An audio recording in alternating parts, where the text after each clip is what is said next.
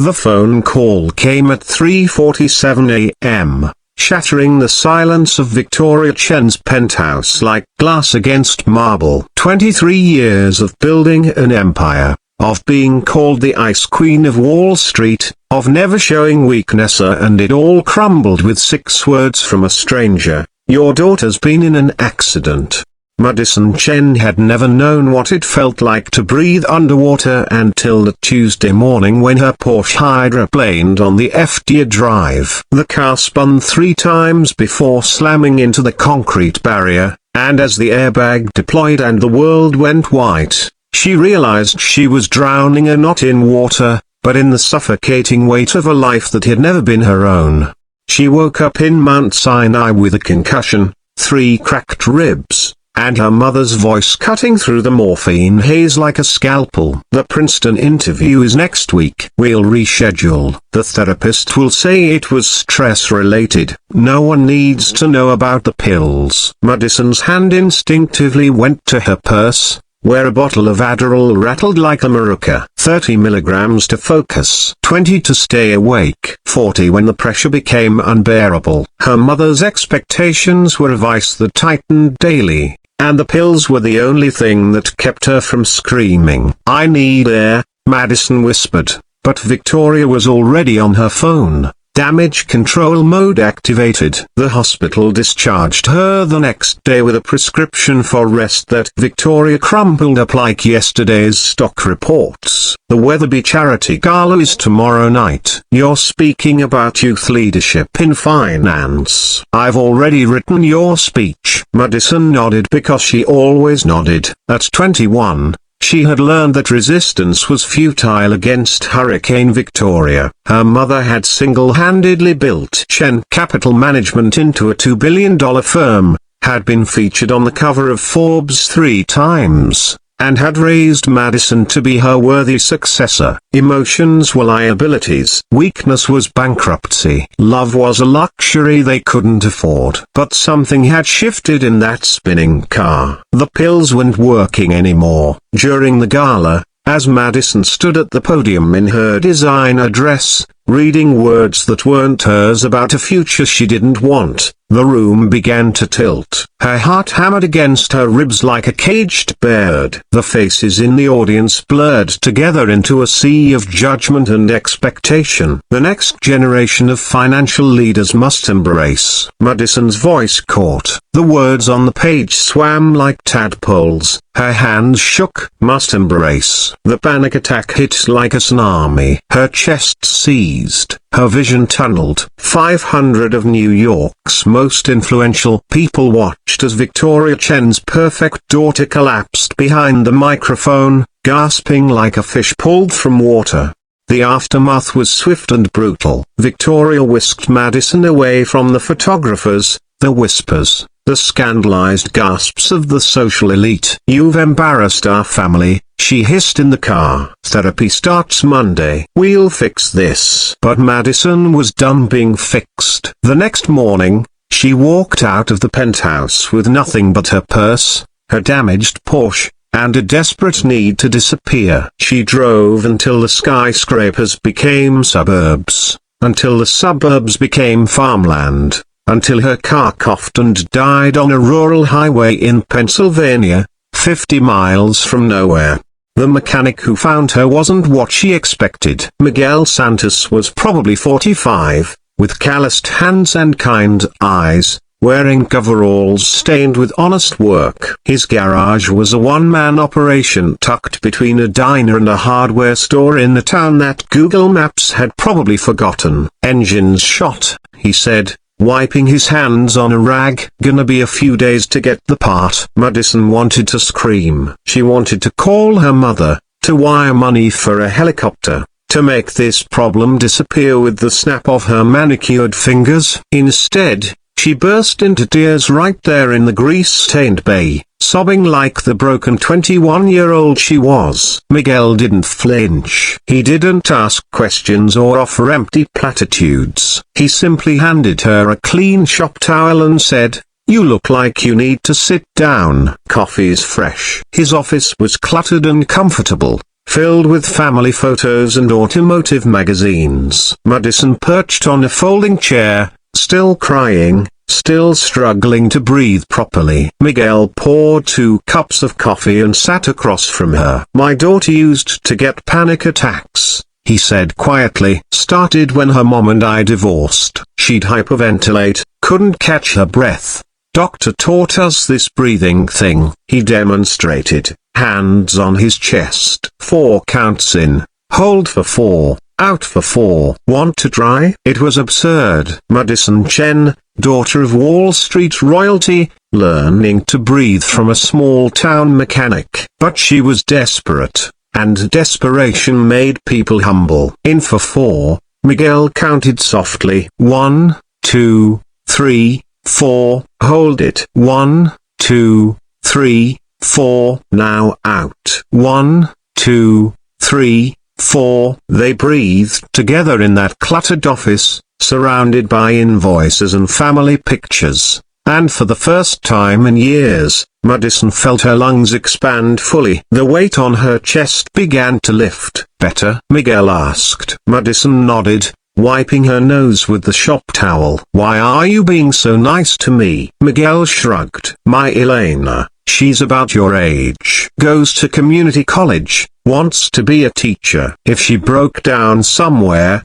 I'd hope someone would be kind to her." Over the next 3 days, while waiting for her car part, Madison discovered a world she'd never known existed. Miguel let her help in the garage, simple tasks like organizing tools or fetching parts. She had lunch at the diner next door, where the waitress called her honey and didn't care that she was wearing a $1,000 blouse. She met Elena when the girl stopped by after classes. 22. Bright-eyed, with her father's kindness and an infectious laugh. They talked about books, about dreams, about the pressure of living up to other people's expectations. "Dad says you're from New York," Elena said as they sat on milk crates behind the garage, sharing a gas station sandwich. "Big fancy family?" Madison almost lied, almost spun the usual story about privilege and success. Instead, she found herself talking about the pills, about the panic attacks, about a mother who loved her but didn't know her. "Sounds lonely," Elena said simply. It was lonely. Madison had never admitted it, even to herself, but it was crushingly, devastatingly lonely. On the 3rd day, as Miguel installed her new engine, Madison made a decision that would have horrified her mother. "I want to pay for Elena's textbooks next semester." Miguel looked up from under the hood. "That's generous, Buter." "Please." Madison's voice was steady now, centered by 3 days of proper breathing. "You taught me something invaluable. Let me do this." Miguel studied her face, saw something there that hadn't been present when she'd first stumbled into his garage. "Elena's gonna be thrilled. She's been working double shifts to afford those books." When Madison's phone finally died completely, she felt relief instead of panic. The silence was golden. No stock alerts, no demanding texts from Victoria, no pressure to be anyone other than herself. On her last evening in town, Elena invited her to dinner at their small apartment above the garage. Miguel cooked enchiladas while Elena showed Madison her lesson plans for the elementary school where she volunteered. "Teaching's not glamorous," Elena said, "but every time a kid understands something new, their face just lights up. That's worth more than money." Madison thought about her mother's world, where worth was measured in quarterly profits and market share. She thought about the empty penthouse, the designer clothes that felt like armor, the pills that had become her crutch. "I don't think I want to be a financial leader," Madison said quietly. Miguel looked up from the stove. "What do you want to be?" The question was so simple, so fundamental, and Madison realized no one had ever asked her before. "I don't know, but I want to find out." The drive back to New York took 4 hours. Madison pulled into Manhattan as the sun was setting, painting the skyscrapers in shades of gold and amber. The city looked different. Some were still magnificent, but no longer omnipotent. Victoria was waiting in the penthouse, fury and relief warring on her usually composed face. 3 days, Madison. 3 days without a word.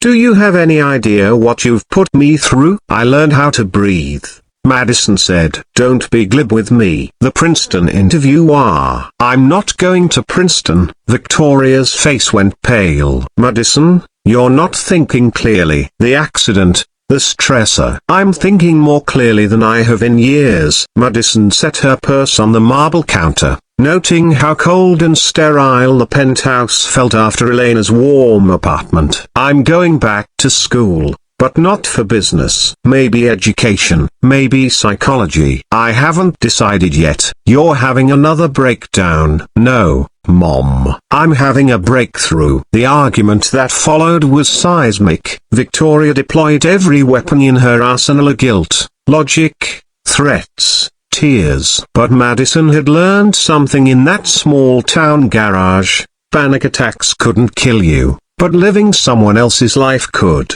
I love you, Madison said finally, but I can't be you. I tried, and it nearly destroyed me. Victoria stared at her daughter, seeing a stranger. I built this empire for you. I know. And that's beautiful and generous and I'm grateful. But I need to build something for myself. It took months for Victoria to understand. Madison moved into a modest apartment in Brooklyn, enrolled in a master's program in counseling psychology, and got a part-time job at a youth center in Queens. The work was hard, the pay was terrible, and she had never been happier. She kept in touch with Miguel and Elena. When Elena graduated summa cum laude, Madison flew to Pennsylvania for the ceremony, watching with pride as her friend walked across the stage. Miguel hugged her afterward, his eyes bright with unshed tears. Thank you, he whispered. The scholarship money you set up. Elena's going to be an amazing teacher. She already is, Madison replied. 2 years later, Victoria attended Madison's graduation from her counseling program. She sat in the audience, impeccably dressed and slightly bewildered, watching her daughter receive recognition for academic excellence in a field she barely understood.